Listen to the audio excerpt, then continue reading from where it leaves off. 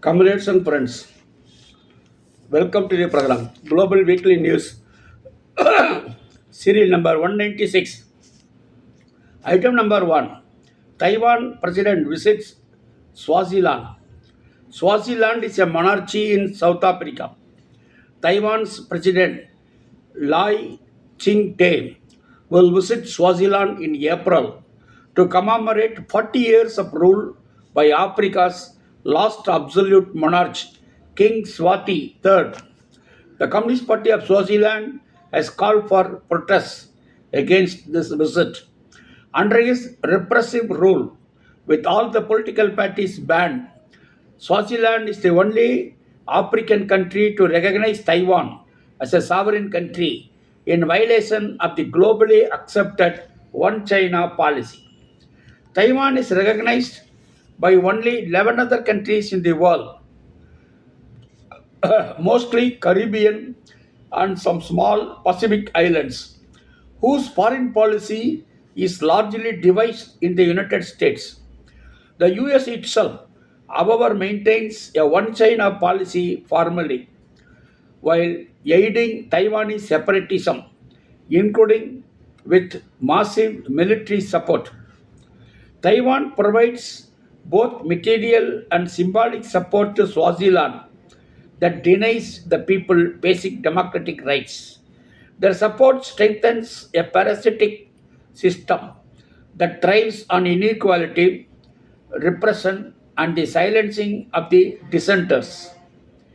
Domestic unpopularity reached a fever pitch in mid 2021 when a violent crackdown on the countrywide pro democracy protests sparked a mass uprising against the monarchy. Amid attacks, Amidst attacks on his properties and businesses, Swati III fled the country, returning only after his army suppressed the uprising, killing scores and wounding hundreds. Helicopters, weapons, and ammunition supplied by Taiwan were used by the Swaziland army to kill protesters, maintains Communist Party of Swaziland. Taiwan, in turn, extracts massive surpluses from cheap Swaziland labor, especially women laboring in the textile sector where Taiwanese capital is heavily invested. Communist Party of Swaziland argued that the struggle against absolute monarchy in Swaziland, is inextricably linked to the struggle against Taiwanese separatist influence. Item number second, comrades. Germany no longer intends to support Israel before the International Court of Justice. The German federal government has unconditionally defended all of Israel's actions. In the wake of October 7, it became Israel's second largest arms supplier. Today, numerous organizations and institutions, including the United Nations, refer to the Israeli assault on Gaza as genocide. But it was South Africa's historic case against Israel at the International Court of Justice in The Hague that accused Israel of committing genocide in the Gaza Strip, substantiating its claims with extensive evidence. At that time, Germany immediately came to the aid of Netanyahu's government and dismissed South Africa's case as baseless. The then German government, a coalition of Greens, Social Democrats, and Liberals, announced that it would support Israel before the International Court of Justice through what is known as a third party intervention. However, this no longer appears to be happening. According to a response from the Federal Foreign Office of Germany, no written intervention will be submitted. The deadline for doing so expires in 2 weeks. Germany intends to focus on Nicaragua's case against Germany. In March 2024, Nicaragua also filed a case before the International Court of Justice in which it accused Germany, among other things, of supporting genocide in Gaza. In Germany, this case is widely ignored by politicians and the media, just as expressing the view that Israel is committing genocide is still branded in Germany as an anti Semitic scandal. The coalition of conservatives and social democrats that has been in power since early 2025 unexpectedly halted German arms deliveries to Israel last August, though only partially and for a few months. At the end of October, it was also revealed that representatives of the German government may have lied, may have, I mean, may have lied before the International Court of Justice regarding the nature of arms deliveries to Israel. The German government apparently decided to also forego a third party's intervention in support of Israel, strengthens the evidence that pressure from Nicaragua is having an impact on the German government.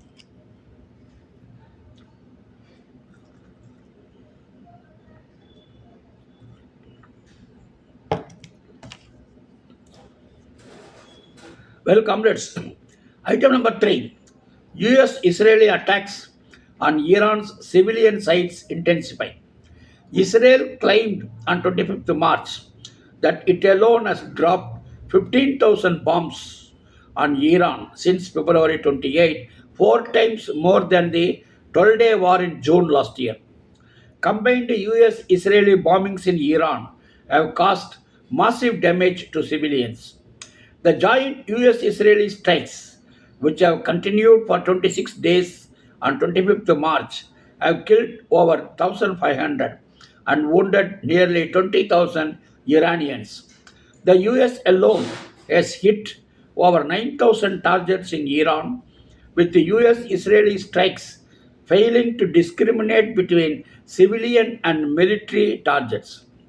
The Iranian Red Crescent Society said that the US Israeli attacks in Iran have targeted over 85,000 civilian sites, including schools, hospitals, historic monuments, and media organizations. On 24th March, US Israeli bombing targeted notable Iranian filmmaker Abbas Kiarostami's home, with Iran calling it a deliberate attempt to destroy its culture and civilization. Attacks on civilians, particularly the medical teams and rescue workers, is a violation of humanitarian laws and may qualify as war crimes. Iran has claimed its nuclear power plant at Bushehr was targeted for the second time since the beginning of the war. The US is preparing to increase its ground force presence in West Asia with thousands of additional Marines sent to be deployed. The US already has around 50,000 ground troops stationed in the region throughout various military bases located in the Persian Gulf monarchies and other countries. Though Iran has thoroughly and repeatedly rejected such reports of talks with the US, calling them rumors and stunts, Al Jazeera reported on the involvement of Pakistan in the indirect negotiations. Other news reports talk about the possible involvement of Turkey and Egypt as well. Iranian Foreign Minister Abbas Araghchi had a phone conversation with his Chinese counterpart Wang Yi. He reiterated his country's position that Iran's response to US Israeli aggression is as per its right to defend under international law. Iran will defend its national sovereignty and territorial integrity until its objectives are achieved and the enemy is made to regret its violent assaults. Araxi was reported saying to Wang Yi. Comrades and friends, now we go to Italy. Millions defeat Meloni's judiciary reform. More than 1.5 crore people defeated the right wing Giorgia Meloni's intention to reform the judiciary and erode the separation of power by voting no at a referendum on March 22, 23. With almost 60% eligible voters participating, the outcome marked an enormous victory for social movements, trade unions, and youth associations that have built resistance to Giorgia Meloni's repressive agenda over the past years. The far right administration in Italy wanted to increase government control over the judiciary. The entire state apparatus, including Italy's biggest media houses, was mobilized to ensure the reform would pass and failed. The first no in the referendum was in defense of the constitution, a progressive constitution forged after the defeat of fascism with participation from those who took part in the resistance. The no was also a rejection of anti worker policies according to the trade unions. Opposition to war and militarization is another layer to the referendum's results. In Italy, fuel prices have already risen, along with utility bills and the cost of essential supplies. Students demand Giorgia Meloni's government to resign. Finally, the result includes a different foreign policy independent of NATO and US interests and rooted in global competition and global solidarity. Item number 5, Palestinians killed even during Ramzan. For the third year, respectively, Palestinians in Gaza endured a deadly Ramzan holiday. At least 9 people were killed and dozens were wounded in Israeli airstrikes since the Ramzan holiday started on 20th March. On 22nd March, a leader in the Palestinian National Liberation Movement was killed in an Israeli aerial assault. The Palestinian Ministry of Health added in a statement that the tally of Palestinians killed by Israel in Gaza since the US brokered ceasefire deal took effect on 10th October 2025 reached 687, with 1845 others injured.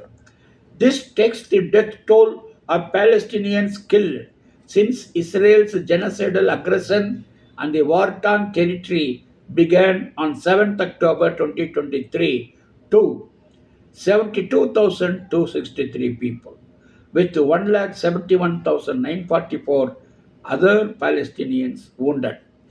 Lastly, comrades, we go to Cuba.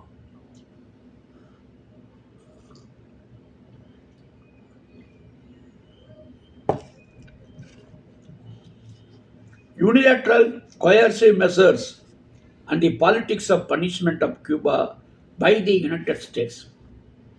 How can one describe a situation where US prevents another country, Cuba, from establishing friendly relations or engaging in trade with other countries? How can one describe a situation where US prevents another country, Cuba, from buying or selling goods, including essential items such as medicine, spare parts, machinery, and energy products like oil and gas? How can one describe US that forces Cuba to struggle to ensure its citizens have access to basic social services such as healthcare, education, and water? How can one describe US that becomes hostile when Cuba ensures its peoples have the right to land for production within their own territory? For more than 6 decades, the US has maintained economic sanctions against Cuba, beginning in 1960 and formalized into a full trade embargo in 1962 under President John F. Kennedy. Earlier tensions intensified following the failed 1961 US orchestrated invasion at the Bay of Pigs. The economic damage caused by the embargo has exceeded 15,000 crore dollars in cumulative losses when adjusted for inflation. Despite investing heavily in social services such as education and healthcare, Cuba, like many other countries in the global south, lacks the industrial capacity to produce all the essential goods, including machinery, spare parts, and advanced medical equipment. Companies that trade with Cuba may face pressure and restrictions under US laws such as the Helms Burton Act of 1996, which allows penalties against foreign companies dealing with nationalized Cuban property. This regulatory environment has contributed to infrastructure challenges, including constraints in power generation, fuel supply, and industrial modernization. These measures are intended to apply economic pressure on the Cuban government and its population in order to encourage political change. US policymakers, however, unashamedly describe the policy as a tool to promote democratic reforms and human rights. Since 1992, the United Nations General Assembly has passed annual resolutions calling for its termination with overwhelming support from member states. United Nations is calling for termination of the sanctions on Cuba. The so-called Cuba's crimes against the United States. First, Cuba's first major crime in the eyes of US was reclaiming its economic sovereignty. Following the 1959 revolution led by Fidel Castro, the Cuban government introduced sweeping land reforms and nationalized major industries, including sugar plantations, utilities, and oil refineries. These policies affected large landowners and foreign corporations, many of which were based in the US. Despite the pressure of large, Despite the presence of large US corporations in Cuba before the revolution, inequality remained widespread. Rural poverty, illiteracy, and limited access to healthcare were common in the 50s, particularly outside urban centers. In response, a nationwide literacy campaign in 1961 under Fidel Castro was launched, significantly reducing illiteracy rates within a year. Second, Cuba's second crime was asserting independence in matters of defense and foreign policy. During the Cold War, the Cuban government developed close relations with the Soviet Union and pursued security arrangements independent of US influence. These developments culminated in the 1962 Cuban Missile Crisis. These developments represented a strategic threat in the Western Hemisphere. Third, another crime attributed to Cuba was its commitment to internationalism. During the 60s and 70s, Cuban forces and advisors supported liberation movements in several African countries, including Angola, Namibia, South Africa, Congo, and Guinea-Bissau. In 1966, Cuba hosted the Tricontinental Conference in Havana, bringing together the states' liberation movements from Africa, Asia, and Latin America to coordinate anti colonial and anti imperialist struggles through international solidarity. Cuba developed international medical programs that sent doctors and nurses to countries confronting public health emergencies. By 1986, Cuba had successfully eliminated malaria. In Tanzania of Africa, a bioproducts factory using Cuban technology was set up. Many nations in Africa and the global south have benefited from Cuban solidarity in education, medicine, and liberation struggles. Thousands of African students have received scholarships to study medicine and engineering in Cuban universities over the past 5 decades. Humanity owes very much to Cuba. Therefore, the whole world must extend more and more intensified solidarity actions. Thank you, comrades. Lal Salam. See you next week.